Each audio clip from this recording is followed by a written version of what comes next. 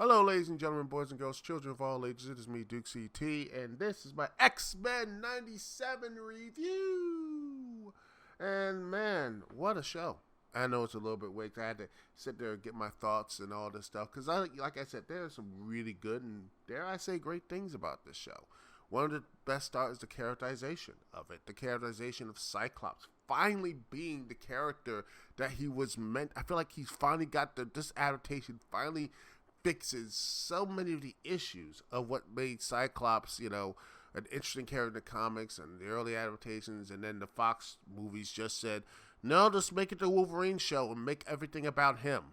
And it's, and to the detriment of the entire X-Men cast, except for First Class, even though they killed off Darwin for whatever reason. I don't know.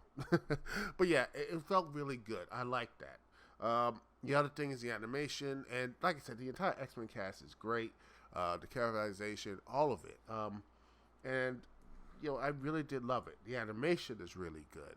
It felt like something right out of the. It felt like a natural evolution, and pushing towards like, hey, this is a kids show, but you can show it to kids, but also show adults as well. It has that same type of Saturday morning energy, but stuff for the older stuff as well. That's why I think it's another positive for it, and quite honestly, I feel like this is something that I hope that when they get into the big boy stuff, the MCU, either in a streaming series or a live action stuff. Make sure the characters are important. All these characters are important, not just one or two, but the entire dynamic. It is a family. You look at stuff like, for example, Guardians of the Galaxy. Sure, they didn't get their villains right most of the time, but it is their connectivity, their the way they did it. I think that what James Gunn did with the Guardians, really good stuff. Other than I think the third one, I felt like the villain of the story was really good, and it matches their, the emotional core of the team. And I think that's one thing I hope they will bring into the X-Men is that emotional tie linked to their villains, to Magneto, to Bastion, to Sinister, to Apocalypse or whatever. Have personal stakes and connections to them, and that's what I think is missing in most of these movies and everything in the MCU is the lack of personal connection to the villains and how their actions and it's more of the heroes screwing everything up instead of actually having like, oh wow, these it's interesting, like wow, the villains are very interested in these characters, how they connect to them, instead of just like, oh, they're just here just to punch or whatever. I think that should always be there. They should always have a personal connection to the villain. That's what I believe. And honestly, another issue, that I have in the show. By the way, this is the bad part of the show and such. I don't like the fact they rushed a lot of the emotional stuff here. The trial of Magneto, the Goblin Queen, and the genocide of Genosha. That's all in one season. I'm like, pace yourselves, man.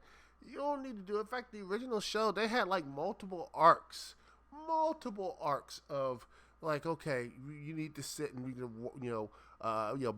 multiple like episodes and such. I really wish they did that here because, quite honestly, some of the stuff I felt like they rushed a lot of things here. I don't know what the time frame of it is. Personally, I wish they could have. If I was, I don't want to talk about, how they did it back, all that other stuff. But I really wish if I was here, if everything else, I would have just said, okay, we're going to do this. Like the whole trial of Magneto would have been like the entire season. I think that should be. Hey, if they had Beast being like locked up for season 1 of the OG X-Men show, why not do the same for Magneto? Why not have that type of storyline conduct at least 5 or 6 or 7 episodes, and then you build up to Genosha, maybe show Genosha instead of having one episode and such. Why not have a couple episodes of Genosha? And build up their stuff there. I mean, we'll show one side of it and show all the other stuff. Like, I think you have some of the Hellfire Club people there too. God, I wish they could have just dragged that out. And heck, maybe an anthology thing of Genosha and such. Like, it's a really have it a place that white mutants have to have a place of joy and beauty in there. It's not perfect. There's still bad people there. Still all that stuff. But at the end of the day, it is a home. It is something they can be relaxed and open and be like, wow, I could chill. I could be themselves without hiding and all these other stuff there, which I think would have been a really good thing to do and show, and to really have a connection with the audience. And then maybe in season 2, have a little more of that stuff and the friction, and then bam, do the assault of Genosha, the massacre of Genosha right there, and then you really have a connection. People will have a connection to. That's I wish they did. And personally, I honestly wish they could have just not done the Matt and Plier, Goblin Queen stuff. And honestly, the one thing I really, I really hate. The one thing I don't like about Chris Claremont, he made Matt and Plier, but I think right there, the one thing, and I've looked at this quote, and I put the quote right here. It's from from an interview, and he says this: the original Madden storyline was that the simplest level was that she was one in a million shot that just happened to look like Jean Grey, and the relationship was summed up by the moment when Scott says, "Are you Jean?" and she punches him. That was the uncaring X-Men 174, because her whole desire was to be deeply loved for herself and not to be loved as the evocation of her boyfriend's dead romantic lover and sweetheart. I mean, it's a classical thing. You could go back to a whole host of 1930s, 40s films, Hitchcock films, but it got invalidated by the resurrection of Jean Grey in X Factor #1. The original plotline was that Scott marries Madeline, they have a child, they go off to Alaska, he goes to work for his grandparents, he retires from the X-Men. He's a reserve member. He's available for emergencies, he comes back on special occasions for special fights, but he has a life. He's grown up. He's grown out of the monastery. He's in the real world now. He has a child. He has maybe more than one child. It's a metaphor for us all. We all grow up. We all move on. Scott was going to move on. Jean was dead. Get on with your life. And it was close to a happy ending.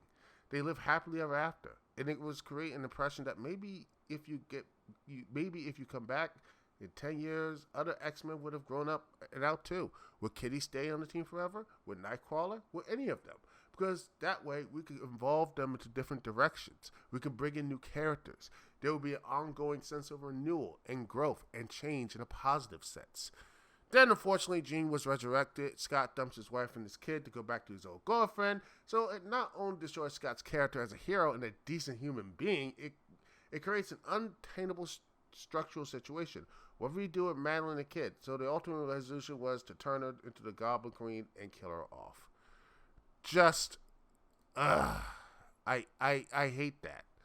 I really hate. You know why I hate that, ladies and gentlemen? It's because the one thing I really, really just don't like about these comics and everything else is that people can't move on. We are stuck. Permanently stuck in this whole situation of just never really, letting these characters grow or having any new characters. No new characters, no new growth, no new things of the new. I honestly, if I was in my writer's hat or booker's hat and such, I would actually would not have done the Goblin Queen storyline here. No. Personally, I wouldn't have had the Jean stuff there either. But yet, Jean was alive. Whatever. There you go. She's alive on the TV show. They're alive, and they get the news that Magneto is, guess what? He now owns the school, and I think it could be a really interesting dynamic if after have the trial and everything else, him thinking about maybe someone why would the professor did this, and he's angry at him, and it's do you think he could do it, and then maybe this is a way out for him, and then you have someone like Storm, who was basically on the on the side quest meter. Look, I understand the X-Men fall against the adversary. It was one of the biggest storylines, and then you have the adversary goes to the Shadow King, which would have been a very good arc. But I'm just like, man, I honestly think the best solution for this is have Storm and Scott, fight for the leadership and have like, hey, you know what? If things go wrong, Magneto gets a little antsy, Storm will be there, and that sort of thing. And then have Scott at the end of the stuff, him, Nathan, not Cable. Cable's another person. I'm not doing that. No. I'm having Jean, Scott, and Nathan go off to Alaska, and they work. They're left. They have moved on. They've gone away. They finally had at least a closure and everything else there. You can have a montage of all the stuff they did or whatever in the past show and this show and everything else. Do that and have a nice goodbye. And then you can have him. And if you want to do something with him, which by the way, another thing I like is the cameos here. That would be something. Have him, he's still there, the X-Men, a reserve member. But if you really want to do something cool, how about have him be a mutant liaison to S.H.I.E.L.D.? Yes. How about that? Have him be a mutant liaison to S.H.I.E.L.D. and, have like a version of Agents of S.H.I.E.L.D., in the 90s or whatever, with it being at least decent. an animated version of the Legion of Agents of S.H.I.E.L.D., but decent, like I said, with you could do all the other crazy stuff they have to do, but with not just with mutants, but also you can have it deal with like the superhero stuff, all the other humans, aliens, all the other things they have to do to keep things under control. That sort of thing. Stuff like that. You could do it animated in a very cool animated format. Would have been a really cool idea, and that sort of stuff there. That would have been nice. That would have been really cool. That would have been a really cool evolution of Cyclops' character. Something in the comics, and heck, maybe have him work with Avengers or something. Have him be the leader of the Avengers, for a time when his kid is grown up or whatever, and he's like, yeah, it's a couple kids, or maybe he's like, feeling a little antsy, doesn't want to go back to the X-Men, but goes to the Avengers or something, and chills out there. Have him be part of the Avengers for a while. Or have him, be the head of S.H.I.E.L.D. Or, heck, maybe put him in the running for Captain America. I don't know. That would be something. I think that would have been very interesting and something that people would be very hyped for in the comics back in the day. Or, something you could do a version of that now. It would have been a good story if they did that. And I think at the end of the day, it's him moving on. And rotating and such. I think that's what we should all be doing. But that's just my personal opinion. Anyway, want to hear your thoughts on the X-Men 97, my rambling thoughts here. Link, comment below, let me know, like, subscribe, all that good stuff. Peace and love. I will see y'all when I see y'all later.